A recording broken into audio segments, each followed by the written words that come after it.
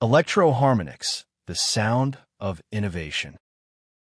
For over 50 years, one company has shaped the sound of modern music.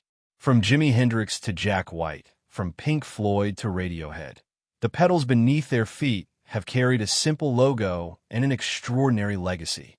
This is the story of Electro-Harmonix. Electro-Harmonix, the sound of innovation. It's 1968. The summer of love has just ended, and rock music is undergoing a radical transformation. In a small workshop in New York City, a young engineer named Mike Matthews has a vision. In an interview, Mike told us, "I saw what musicians were trying to do. They wanted to push boundaries to find new sounds that nobody had heard before. The technology existed, but nobody was making it accessible to working musicians." Mike, along with a small team of engineers, began producing some of the earliest commercially available effects pedals. But Electro-Harmonix wasn't content with simply copying what already existed. Their first product, the LPB-1 linear power booster, was released in 1968. It was simple, a clean boost that pushed tube amps into overdrive, but it was revolutionary in its execution and price point. The LPB-1 sold for under $20. That might not sound impressive now, but in 1968, that democratized effects. Suddenly, any kid with a guitar could afford to shape their sound. But it was 1969 that would change everything. That year, Electro-Harmonix released the pedal that would become synonymous with rock and roll, the Big Muff Pi. Iconic pedals. The Big Muff Pi. Its name alone has become legendary. With its thick, creamy distortion and sustain for days, the Big Muff helped define the sound of rock guitar. In an interview with Josh Scott, JHS Pedals founder, he said, "The Big Muff is one of those pedals that transcends generations." David Gilmour used it on Dark Side of the Moon. Billy Corgan built his entire sound around it with Smashing Pumpkins. J. Massey's and Jack White, the list goes on. It's still relevant today because that sound is timeless. Throughout the 1970s, Electro-Harmonix continued to innovate at a blistering pace. The Electric Mistress flanger gave Andy Summers of the Police his shimmering, otherworldly tone. The Memory Man analog delay became the secret weapon of the Edge from U2, creating those cascading, atmospheric soundscapes. Andy Timmons, a session guitarist, told us in an interview, "What made EHX special was that they weren't afraid to be weird. The small stone phaser, the Qtron envelope filter, these weren't just copies of existing effects. They had their own personality, their own voice."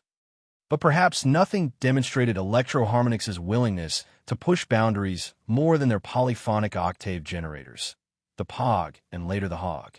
The Pog was genuinely groundbreaking.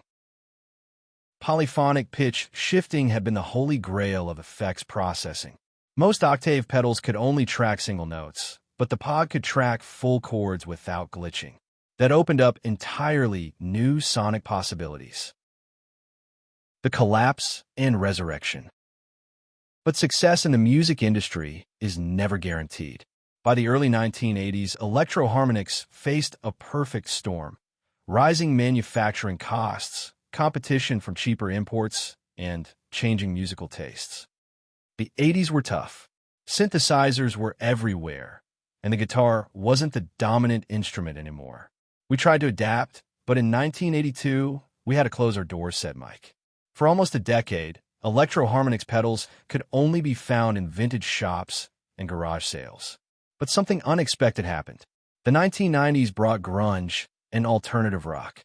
Suddenly, guitarists were hunting for the raw, aggressive tones of vintage fuzz pedals. The Big Muff, once discontinued, was now commanding premium prices on the used market. A quote from Josh Scott, "Kurt Cobain's Big Muff became as iconic as his blue Fender Mustang. That pedal was as much a part of Nirvana's sound as anything else. Musicians were desperate to find them." Mike Matthews saw an opportunity. In 1996, Electro-Harmonix returned from the dead. We reissued the Big Muff, and it sold like crazy. It proved that there was still a hunger for what we did, analog effects with character and soul. Modern innovations. The resurrected Electro-Harmonix didn't just rest on its laurels. The company that had always been about innovation continued to push forward. The 2010 saw Electro-Harmonix release the 9 series pedals, guitar synthesizer effects that could transform a guitar into a mellotron, a vintage synth, or a piano, all without special pickups or MIDI. Bill Ruppert once said, "The Mel 9, the Synth 9. These pedals use sophisticated DSP algorithms to analyze your playing and generate synthesizer sounds in real time. But they still retain that EHX philosophy. Make it simple, make it reliable, and make it affordable." The Freeze pedal, which allows guitarists to sustain notes infinitely. The Super Ego, which creates lush, organ-like drones. The Canyon and Oceans reverbs, which pack professional studio sounds into compact enclosures. When talking about Electro-Harmonix, Andy Timmons said, "What impresses me about modern EHX is that they've embraced digital technology without losing their analog soul. They use whatever technology serves the music best." Today, Electro-Harmonix pedals can be found on stages and in studios around the world. From bedroom musicians to stadium headliners, the legacy continues. In an industry obsessed with the next big thing, Electro-Harmonix has remained committed to a simple philosophy: give musicians the tools to find their own voice. Mike Matthews told us, "We don't tell musicians how they should sound. We give them options, and they create the magic." That's what it's always been about. From a small workshop in New York to pedal boards around the globe, Electro-Harmonix hasn't just made effects pedals. They've helped shape the sound of 50 years of music. And if the last 5 decades are any indication, they're just getting started. Special thanks to Mike Matthews, Bill Ruppert, Josh Scott, and Andy Timmons.